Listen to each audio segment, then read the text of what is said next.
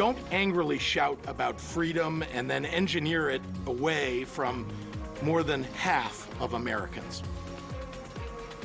In Democrat-led Illinois, leaders are doubling down on their pledge to protect access to abortion after a leaked draft opinion suggested the Supreme Court is ready to overturn Roe v. Wade and Planned Parenthood v. Casey. Other states across the nation are jumping at the chance to redefine how they restrict or even outlaw abortion. Professor of Political Science and coordinator of Gender and Sexuality Studies at North Central College, Suzanne Chad, helps us break it all down.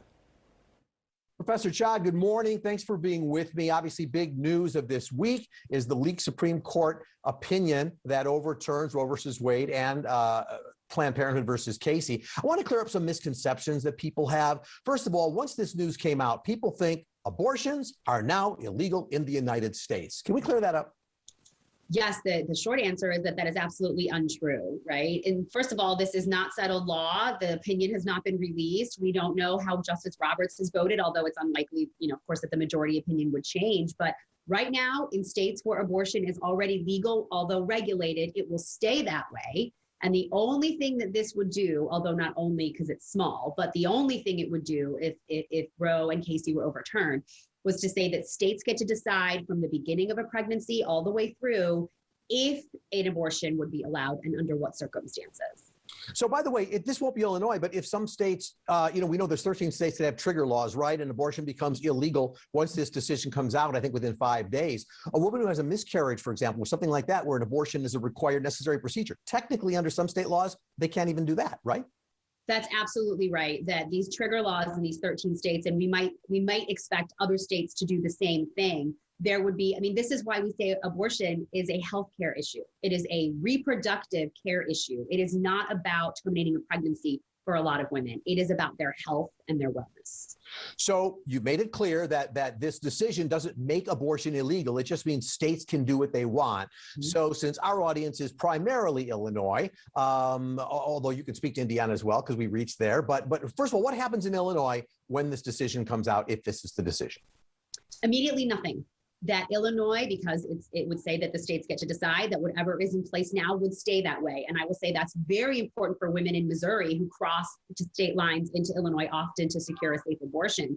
But what I would note here is that we're coming into a very contentious election year, new governor potentially, overhaul of the state legislature potentially, that if Roe and Casey are overturned and come next January 2023, we have a whole new set of legislators and someone else serving as governor. There would be nothing to prohibit those new members of government for taking away some of those protections that we currently have in Illinois. So some states are talking about also passing laws that say you not only cannot have an abortion in that particular state, I think like Texas is dealing with this, but by the way, you can't go to another state and have an abortion as well. So I'm sort of curious, you understand the Constitution. Number one, we have a right to travel. I'm curious, can they even do that? And number two, if they come to Illinois, does that put Illinois doctors, nurses, and whatever, facing liability or criminal action for helping somebody who has come from another state where they have a law that says you can't do that? Right. It gets really constitutionally complicated because now we end up with an issue of the Interstate Commerce Clause, and only Congress can regulate that. And so what happens between states, exchanges of goods and services between states, that is something only Congress can regulate. So if a state says, hey, you can't have an abortion here, nor can you go to another state, we're talking about the Supreme Court getting involved again, and whether or not that is something that a state could say.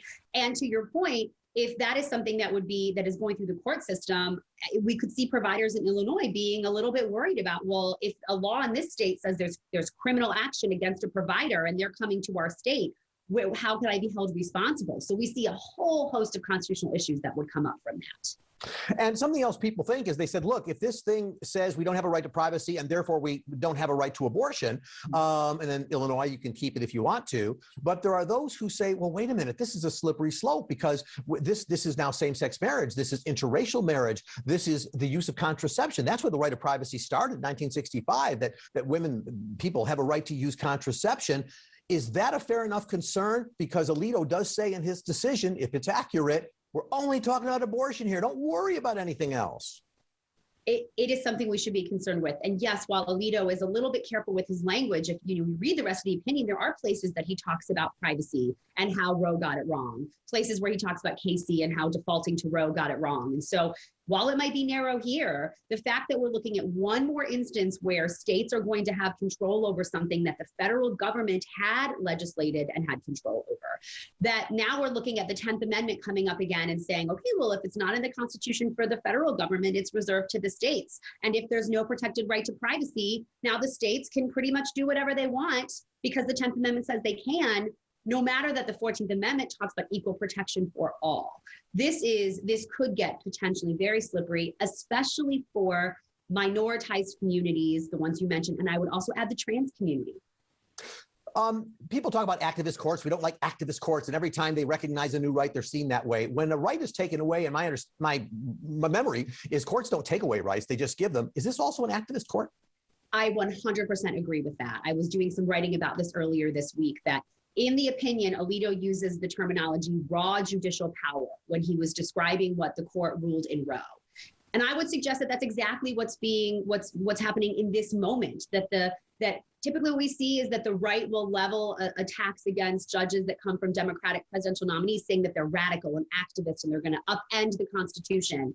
But I would make an argument to what you just said, is that this opinion does exactly that, just in a different way. Out of time, but one final question. People say the courts need to stay out of politics. It's why they get lifetime appointments.